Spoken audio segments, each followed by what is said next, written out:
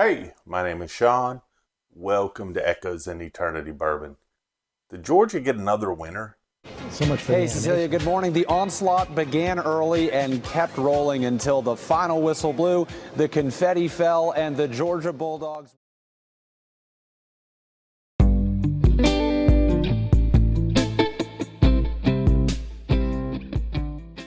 So it just amazes me sometimes about how Georgia products right now, and some of the Alabama, Mississippi, Louisiana, but Georgia primarily have been dominating some of the different things.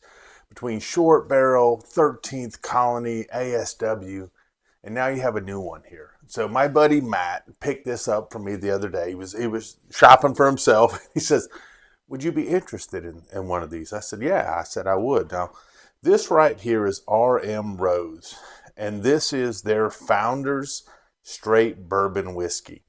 This is from Turtle Creek, which you may have heard Turtle Creek in the past before. Turtle Creek comes from is in the actual area where Matt from Whiskey Wisdom is at. So he goes to that store often. This one's coming in at a whopping 131.3 proof. It's 86 corn, 4 rye, 4 wheat, and 2 malted barley. Now it's a fairly young, as far as years. It's I think it's a little over 4 years. Is this 4 years or 5 years on this one? See if I can find it in here somewhere. So this one here is about 4.5 years old. So it's not very, very old.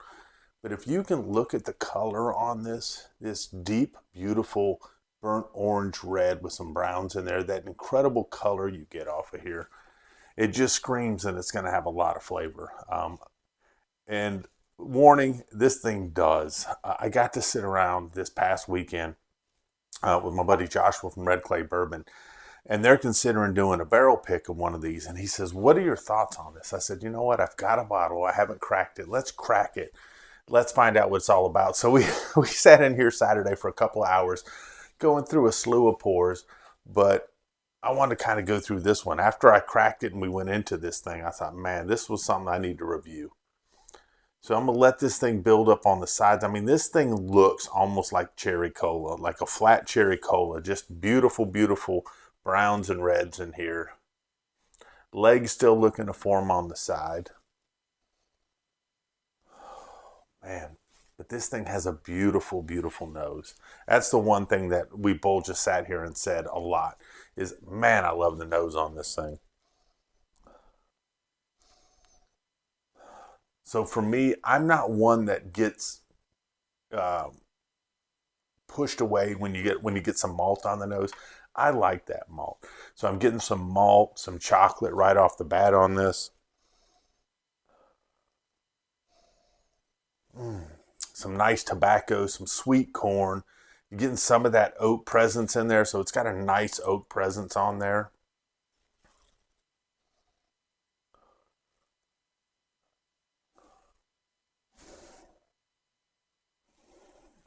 You can get a lot of the proof on the nose on this, but at 131, you kind of expect some ethanol, but I'm getting more intense flavors than I am ethanol on this.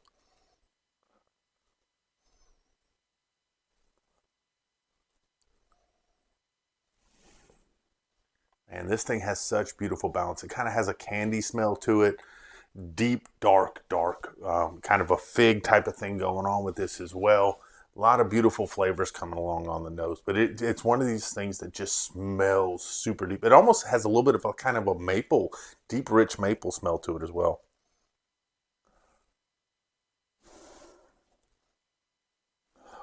Man, that nose is just beautiful. The legs are forming on it. Really, really nice now.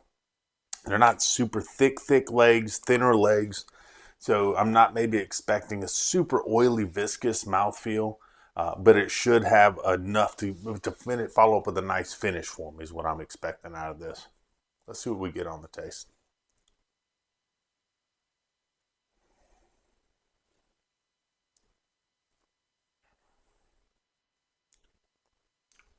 Man, this is very unique in the fact that when it first rests on your tongue, It's super smooth. Um, it's soft. It's really nice. But then as soon as you move it towards the mid and the back palate, it just kind of explodes on you. It kind of penetrates down into your tongue, into your different taste buds.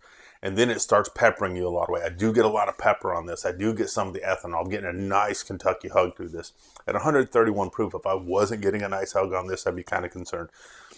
Even at 131 proof, I would say probably drinking closer to 120 proof. So it's drinking a little bit under proof, maybe 115, 120 proof. You know, first drink of the day, coming in at 131 proof, didn't prep for it. So, but you know, let's roll, see what we get.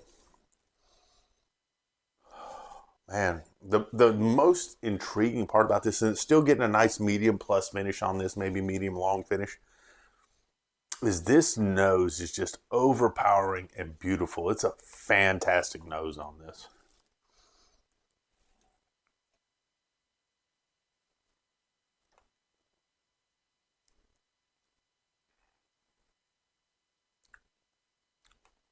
I'm getting that malted barley. You know, for as light as it is on wheat and on rye, they present very well in the bourbon. So you do get some of the sweet corn. Some of that date is following up. You do get some oak on the back, get a little bit of bittering there. A tiny bit of tobacco, but sweet corn, malt on there, some chocolate on there, some pepper on there is where it's kind of dominating the palate at right now.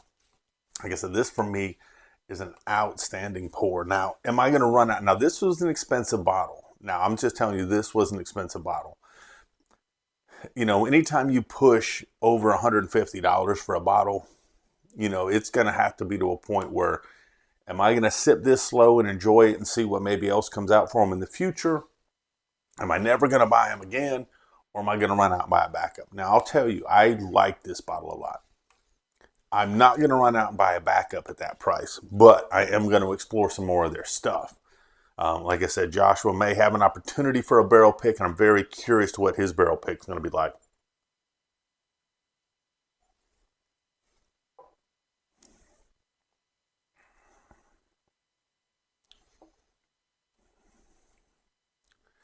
You know what this kind of reminds me of a little bit? And that's Detling. The Detling Spillway pick, except this has a little more proof to it. The Detling Spillway pick, it's got a lot of those nice dark flavors. You're getting a lot of the different grains. You're tasting a lot of the different grains on it. Where I think the Detling had a better mouthfeel. I think that the flavors are very comparable here. This one has maybe a little more corn up front on it. You know, with it being 86% corn, you're getting some of that corn up front on it. But nothing in here that I would kick out of my glass. I'm absolutely loving this pour. Man, the only problem is you can't let everyone else have a pour of this, but maybe we'll give a giveaway on this one someday. Just so you can see that Georgia's now got another viable distiller in the area.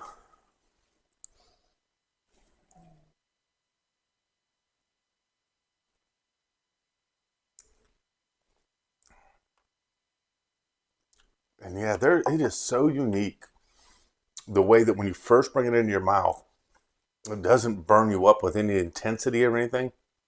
But as soon as you start to bring it down the back of your palate, all the flavors ramp up and they just say hello all at once. And then it kind of lingers back down a little bit. And that's where I get some of the different chocolate notes and stuff off of it. Man, great pour. Man, it's Monday evening. You know, Tuesday is upon us tomorrow. By the time this video comes out, it'll be Tuesday tomorrow. Man, I hope you guys had a fantastic weekend. And if you're starting your work week, man, I hope in your work week is going fantastic. Monday went by very fast for me. You know, looking forward to the weekend. Got Matt coming up this weekend. We're going to do Trash Palette Championship this weekend with Matt at Whiskey Wisdom. And of course, we're going to have Baker Drinks on there. They're going to be kind of mediating the madness there. I think I'm actually going to do it out of the studio this weekend too. So we'll have some fun with that. I think that'll be a blast and a lot of fun myself too. But man, if you're working today, I hope your workday goes by fast. I hope you're successful in everything that you do. I hope you bring great energy to your team, for yourself, and that you carry things through well. You know, I tell people all the time, this is something I learned from something during an interview. We were asking this young lady, what are your thoughts on leadership and becoming a leader? And she said something to me that really, really stuck with me. And she says, you don't have to have a title to be a leader. And you're absolutely right about that. So be a good leader out there. And no matter what you're doing, no matter what your role is, bring that great energy and be a good leader. And man, when you get that off time, unwind, relax, do something for yourself. Make sure that you're taking care of yourself so you can take care of the other people in your life. Take care of, so that way you can take care of your family, you can take care of your friends, you can take care of some other stuff, but take that time for yourself first. Make sure that you're rejuvenating your energy so you can help out other people. Read a good book, watch a good show, have some great conversation. Just take some time for yourself. Have a pour with a friend. Call a friend up and say, hey, pour a drink, let's talk about something. Just catch up on something. That's the coolest part about things. But most important of all, cheers and God bless. You all have an amazing day. Thank you.